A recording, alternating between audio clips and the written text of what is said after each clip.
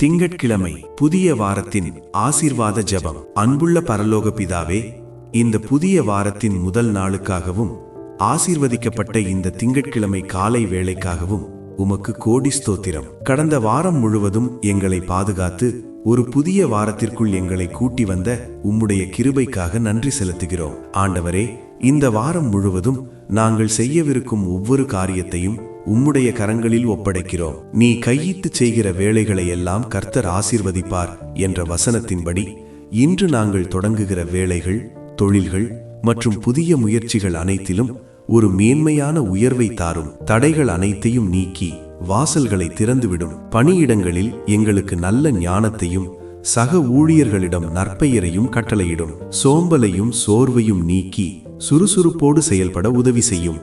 எங்கள் குடும்ப தேவைகள் அனைத்தையும் சந்தியும். இந்த வாரம் முழுவதும் உம்முடைய பிரசன்னம் எங்களுக்கு முன்பாக சென்று கோணலானவைகளை செவ்வையாக்கட்டும். இயேசு கிறிஸ்துவின் இன்ப நாமம் வழியாக வேண்டுகிறோம் நல்ல பிதாவே, ஆமேன்.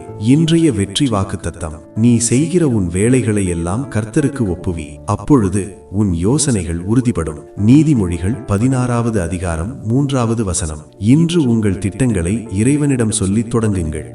அவர் உங்கள் எண்ணங்களை செம்மைப்படுத்தி வெற்றியை தருவார். நீங்கள் நேசிக்கும் அன்பு உறவுகளுக்கு ஆசீர்வாதமான ஜெபத்தை அனுப்பி வையுங்கள். டெய்லி தமிழ் பிரேயர் பக்கத்தை மறக்காமல் ஃபாலோ செய்யுங்கள். கர்த்தர் உங்களை ஆசீர்வதிப்பாராக.